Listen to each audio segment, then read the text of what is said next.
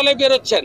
আমরা তাদের কথা দিয়েছি শিবরাজ সিং চৌহানের মতো পশ্চিমবঙ্গে বিজেপিকে আনুন, লাডলি বহিন চালু হবে। আমরা তাদের কথা দিচ্ছি রাজস্থানে যেমন 450 টাকা গ্যাস আজ থেকে চালু হয়েছে, আমরা 450 টাকা গ্যাস দেব। আমাদের বিজেপি সরকার করুন, Modi guarantee, only guarantee, Modi guarantee. 2 কোটি বেকার যুবক, প্রথমেই 30 লক্ষ রাজ্য সরকারের ভ্যাকেন্সি আমরা ফিল আপ করব। যে 6 লক্ষ ভ্যাকেন্সি রাজ্য সরকার অবলুপ্ত করেছে তাকে পুনর্জীবিত করব। শুভেন্দু অধিকারী বলেছে বাংলায় বিজেপি ক্ষমতায় এলে রান্নার গ্যাস 450 টাকা। কি পাগল?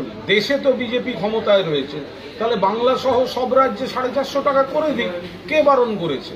আর বাংলার বিধানসভা ভোটটা তো হয়ে গেছে 2021 সালে, এটা তো দেশের ভোট, এটার সঙ্গে তো বাংলার সরকারের সম্পর্ক নেই। তাহলে বাংলায় ক্ষমতায় এলে এ তো দায়িত্বজ্ঞানহীন কথাবার্তা। তোমরা তো দেশে এতদিন ক্ষমতায় ছিলে, তো তাহলে তোমরা এখন ঘোষণা করে দাও বাংলা সহ সারা দেশে 450 টাকায় রান্নার গ্যাস, তার জন্য অমুক অমুক রাজ্যে ক্ষমতায় আসতে হবে।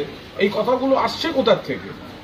শুভেন্দু বলছে শিবরাজ সিং চৌহানের মতো লাডলি বহেনা করব যদি বিজেপি ক্ষমতায় আসে। প্রথম কথা, কন্যাশ্রীটা তো মমতা বন্দ্যোপাধ্যায়কে দেখে শিখলো, কন্যাশ্রীটা মমতা বন্দ্যোপাধ্যায়কে দেখে শিখে নকল করছে, সেইটা আবার শোনাচ্ছে। আর 2, ও ভুলে গেছে মধ্যপ্রদেশের শিবরাজ সিং চৌহানকে বিজেপি মুখ্যমন্ত্রী পদ থেকে তাড়িয়ে দিয়েছে।